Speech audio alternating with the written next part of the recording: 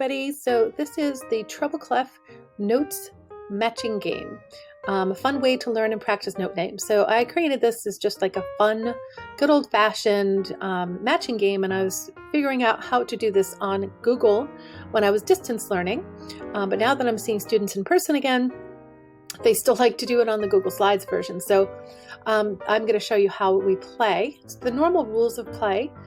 Students would either play by themselves or play with a group of students or just one other student, whatever works for your classroom.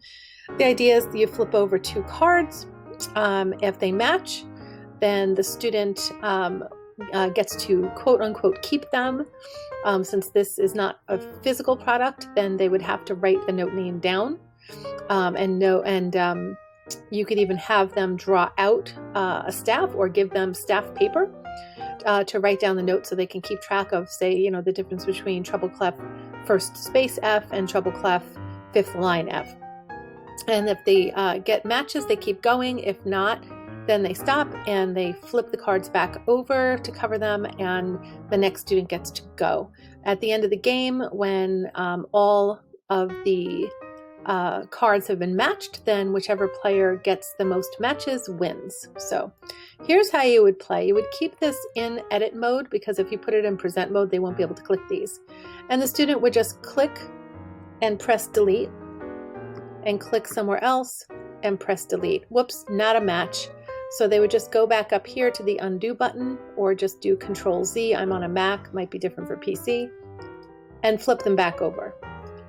In the event that, let's do another one. I actually don't know what these are. That's still not a match. So let's say that these were a match just for haha's sake. So if this was a match, and let's say it was matching F first space, then they would either write that down on a piece of paper, F first space, or you can, like I said, give them some staff paper and they can just literally write the note in. So this is really awesome for reinforcing note names. So I'm going to flip these back.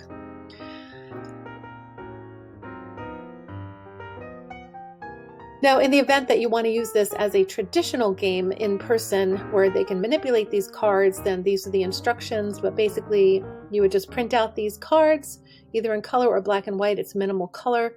And you would print them and cut them out and either keep them just like that. I find that cardstock works best for that. Or if you're into laminating, you can laminate all of the cards so you have some sets of them. Or you can just print them on regular paper and just attach them to individual index cards. Put them in a baggie and you're good to go. Please follow me on Music Makers Academy. My name is Paula Penna. Check out my Music Makers Academy YouTube playlist also for how-tos with Teacher Pay Teachers. And please click here to get into my Insiders Tribe. If you click on this, it'll actually bring you there. All right, thank you. And please hit the subscribe button and like this video. Thank you so much.